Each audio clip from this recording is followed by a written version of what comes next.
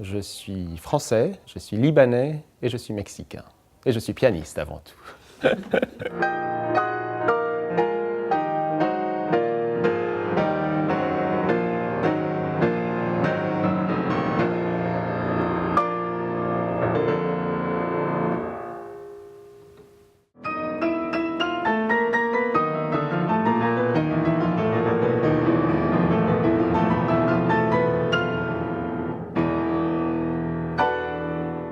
Tout le monde a cette image du musicien classique en pingouin, ce que j'appelle pingouin, en queue de pie et nœud papillon, en noir et blanc, ténébreux, qui n'ose pas affronter les gens et les regarder droit dans les yeux, qui s'excuserait presque de monter sur scène et de jouer. Eh bien non, je suis désolé, ça ne me ressemble pas. Et s'il faut absolument l'être, eh bien je changerai de métier.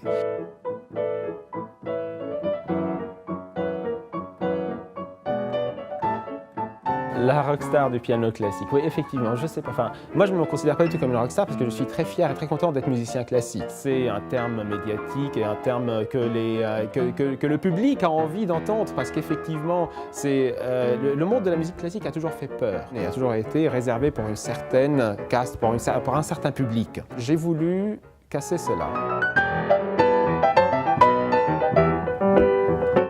On avait un piano de famille à la maison, personne n'en jouait, mais voilà, ce qui faisait office de meuble, de décor, un vieux piano avec des chandeliers, vous savez, les pianos qui prenaient feu au 19e siècle. J'avais une sorte de relation avec cet instrument, j'allais un petit peu taper dessus, essayer de produire quelques mélodies. J'avais peut-être 2-3 ans. Très progressivement, quand j'ai commencé vraiment à savoir jouer quelques notes, j'ai compris que voilà, j'avais une fascination pour la musique classique, le répertoire et cet instrument. Comme on donne une BD à un enfant, moi je lisais les partitions de piano. Après les cours au collège, j'avais qu'une seule envie, c'est de me mettre devant le piano et de lire. J'avais une boulimie de lecture de partitions.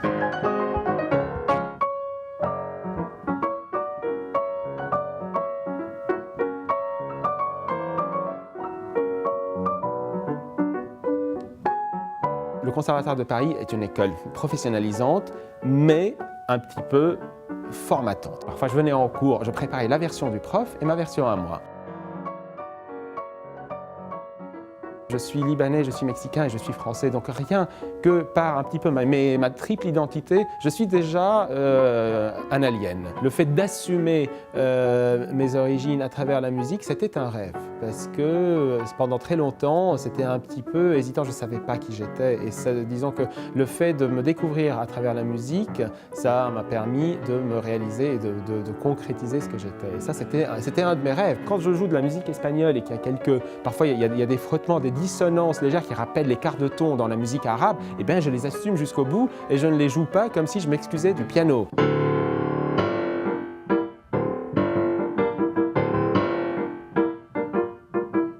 J'ai eu une grande opportunité pour venir faire des projets à New York, aux États-Unis. Et donc j'ai eu la chance d'être présenté, d'être introduit et de rentrer par la grande porte et d'avoir beaucoup de soutien ici, à New York. Et c'est ça qui m'a permis de faire mes débuts à Carnegie Hall.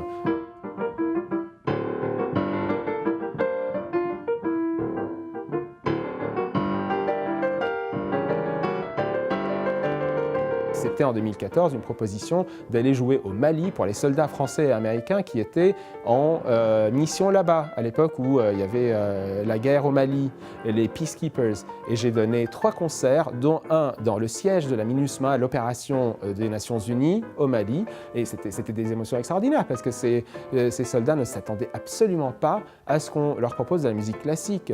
Mon rêve, c'est de diversifier mon public au maximum et d'avoir toujours cette proximité avec le public